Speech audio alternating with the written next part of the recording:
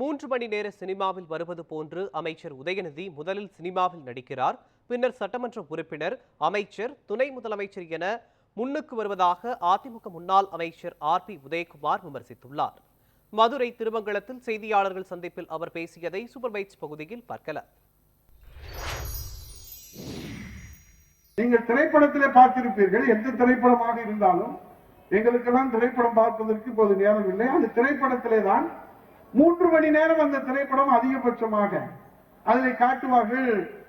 Hero அதில் கதாநாயகன் பிறப்பார், பிறந்தவுடனே பள்ளிக்கு செல்வார், பள்ளிக்கு செல்வடனே கல்லூரிக்கு செல்வார், கல்லூரிக்கு சென்றவுடனே அவர் இண்டஸ்ட்ரி தொடங்குவார், அதிலே ராஜாவாக வருவார், அதற்கு பிறகு மிகப்பெரிய முதலாளியாக வருவார், கிளைமேக்ஸ்ல வில்லன் செத்து போவான். அங்க இருக்கக்கூடிய ஹீரோ அவர் இந்த நாட்டை ஆளுகிற ஒரு செய்தியை வைத்திருப்பார். இது திரைப்படத்திலே வேண்டுமானால் சாத்தியமாகலாம் 3 மணி நேரம். ஆனால் நடைமுறையிலே ஜனநாயக ஆட்சியில இந்த 3 ஆண்டுகளிலே உதயநிதி என்பவர் சட்டமன்றத்தில் நிற்கிறார், அவர் வெற்றி பெறுகிறார், எம்எல்ஏ ஆகிறார், அமைச்சர் ஆகிறார், இப்போது துணை முதலமைச்சர் ஆக போறார் என்று சொல்கிறார்கள், அதுக்கடுத்து முதலமைச்சர் ஆக போறார் என்று சொல்கிறார்கள்.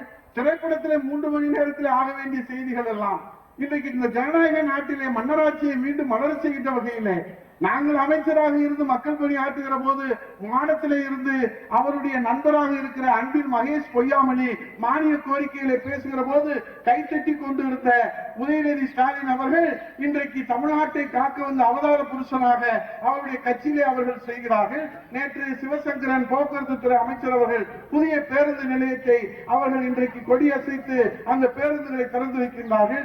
அங்கே துறைமுருகனை காணவில்லை, அங்கே பொன்முடியை காணவில்லை, அங்கே நேரு அவர்களை காணவில்லை, அங்கே உதயநிதி தான் இருக்கிறார். அப்படியானால் மூத்தவர்கள், முன்னவர்கள், உழைத்தவர்கள் அங்கே அவர்களுடைய எதிர்காலம் கேள்விக்குறியாக இருக்கிறது. இதைத்தான் தமிழ்நாட்டுடைய சூப்பர் ஸ்டார் ரஜினிகாந்த் அவர்கள் சத்தமில்லாமல் ஒரு தீயை பற்ற வைத்திருக்கிறார். இங்கே சீனியர் ஜூனியர் சண்டை. இந்த சீனியர் ஜூனியர் சண்டையிலே ஜெயிக்க போவது சீனியரா அல்லது ஜெயிக்க போவது ஜூனியர் உதயநிதி ஸ்டாலினா என்பது திமுகவிலே பற்றி எரிந்து கொண்டிருக்கிறது. அந்த தீ பற்ற தொடர்ந்து இருக்கிறது. அது காட்டு தீயாக பரவி கொண்டிருக்கிறது.